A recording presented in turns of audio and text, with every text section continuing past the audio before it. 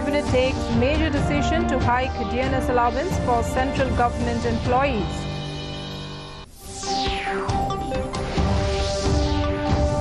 In Assam Assembly, Chief Minister asserts zero tolerance by Assam police towards drug trafficking.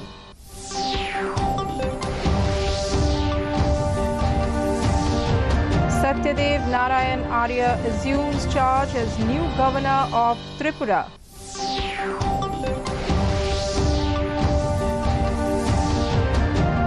Centre issues strict directions to states to regulate crowds in view of COVID.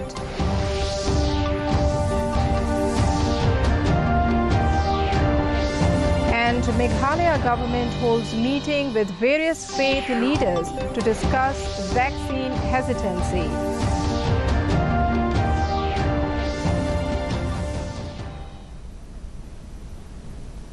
A very good evening, viewers. Welcome to the Northeast News Bulletin. From the studios of DDK Guwahati, this is Sangeeta Bhattacharjee. Now the stories in detail. The Union Cabinet today took a major decision to hike DNS allowance DA for central government employees and pensioners from 17 to 28%, applicable from the 1st of this month.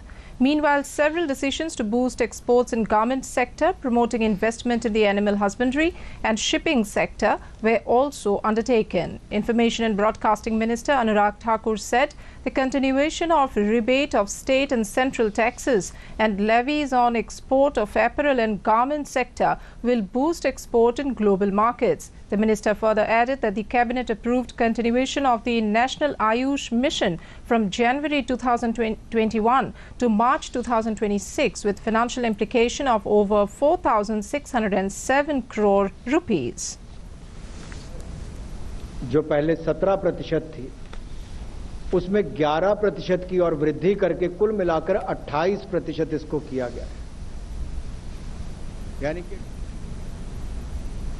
On the third day of the budget session of the 15th Assam Assembly, Assam Chief Minister Himanta Biswa Sharma asserted that Assam police shall work with zero tolerance towards drug trafficking in the state.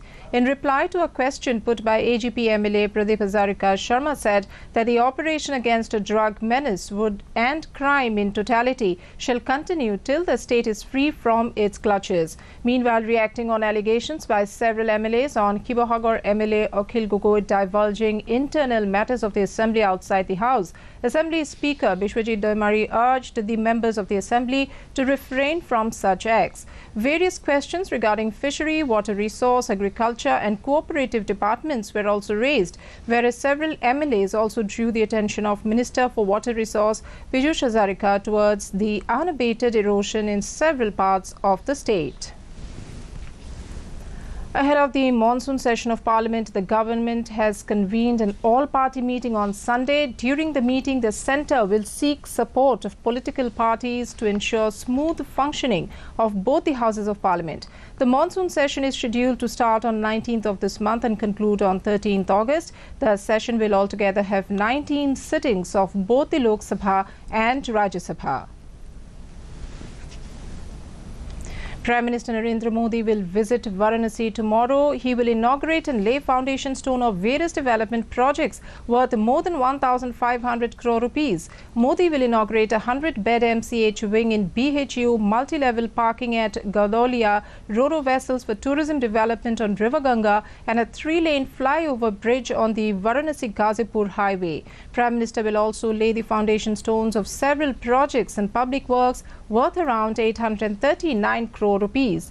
Meanwhile, with the Prime Minister inaugurating the International Cooperation and Convention Centre Rudraksh, which has been constructed with Japanese assistance, Varanasi is all set to have a new landmark. In Tripura, Satyadev Arya took oath as the new governor of the state. Today, the Chief Justice of Tripura High Court, Justice Akil Abdul Hamid Qureshi, administered the oath of office to Satyadev in a ceremonial program held at Old Raj Bhavan Darbar Hall. Chief Minister Biplav Kumar Deb, his cabinet colleagues, Chief Secretary and other senior officials of the state administration were also present on the occasion. After the oath-taking, the new governor was accorded the Guard of Honour by the State Police. In view of the violation of COVID norms in several parts of the country, especially in public transport and at hill stations, the centre today asked states to issue strict directions to the district and all other local authorities to regulate the crowded places and take necessary measures for management of COVID-19. In a letter to state chief secretaries, Union Home Secretary Ajay Bhalla said the officers concerned should be made personally responsible for any laxity in strict enforcement of COVID-appropriate behaviour. He said massive crowds are thronging the marketplaces, violating norms of social distancing and consequently increasing the infection factor, as a result of which the authorities concerned will be made responsible for ensuring COVID-appropriate behaviour in all crowded places, failing of which these places will be liable for the reimposition of restrictions. The Union Health Ministry today reviewed the status and progress of vaccine procurement by private COVID vaccination centres. Union Health Secretary Rajesh Bhushan chaired a high-level meeting with health secretaries and senior immunisation officials of 15 states and union territories, including Arunachal Pradesh and West Bengal. The Union Health Ministry expressed concern over the slow pace of procurement and administration of vaccines by private COVID vaccination centres in some states. It advised to review status and progress on vaccine procurement by the centres on a daily basis. The states were again informed of the usage of CoWIN platform as a back-end management tool for the order placements. In the COVID update from the nation, over 37,14,000 vaccine doses were administered in the last 24 hours, while as per the Health Ministry data, the national COVID recovery rate stands at 97.28%, with more than 41,000 patients recovering from the infection in the last 24 hours. With this, India's cumulative recoveries has exceeded over 3 crore 1 lakh. Meanwhile, the active case load stands at 4,29,946. However, 624 deaths were reported in the last 24 hours, which takes the total death toll to 4,11,408. In the COVID update from the region, Arunachal Pradesh recorded 4,004 active cases, 36,617 cured cases, while the dead numbered at 193. In Assam, active cases clocked at 20,284, while discharge cases stood at 5,11,888. The tally for the dead is 4,888. Manipur has 7,706 active cases, followed by 70,402 cured cases. The dead accounted for 1,309. Settled with 3,964 active cases, Meghalaya has registered 50,336 discharged cases. The tally for the dead is 918. Reporting 5,063 active cases, Mizoram has a caseload of 19,994 released cases, even as the dead accounted for 113. Nagaland has logged 962 active cases, followed by 24,664 discharge cases.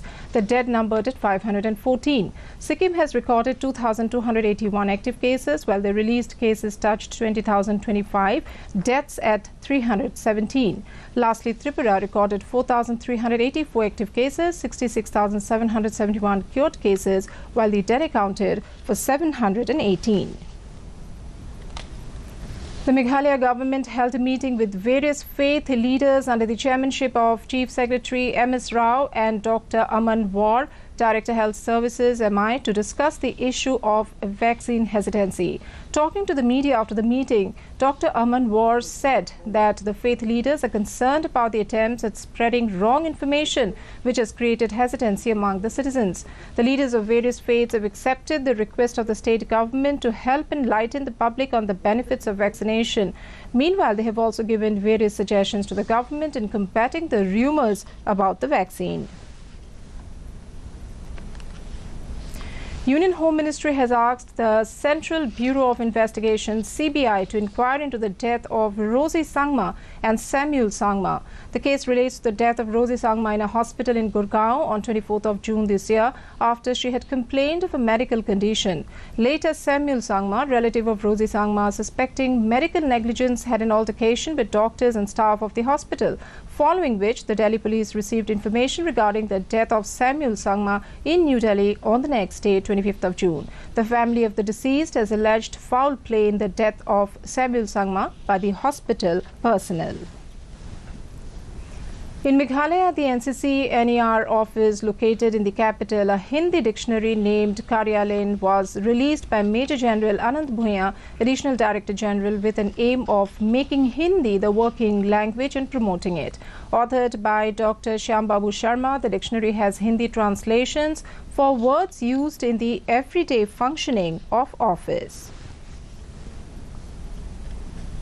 In Arunachal Pradesh, Chief Minister Pema Khandu ensured that no one should go hungry.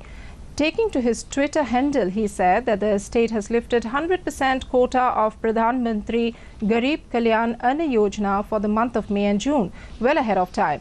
The state government is making sure that all beneficiaries are covered under this free food scheme to ameliorate COVID-19 distress. And to end the news, the main points once again.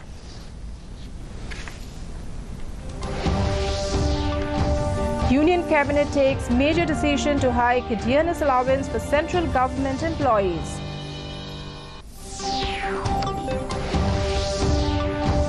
In Assam Assembly, Chief Minister asserts zero tolerance by Assam police towards drug trafficking.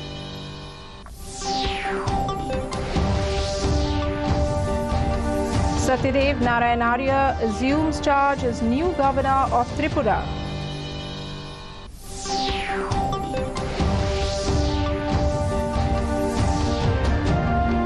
Centre issues strict directions to states to regulate crowds in view of COVID.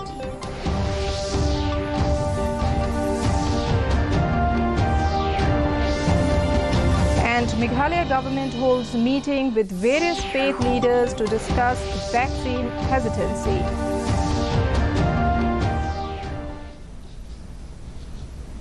Well, that brings us to the end of this evening's bulletin. Thank you for tuning in. Namaskar.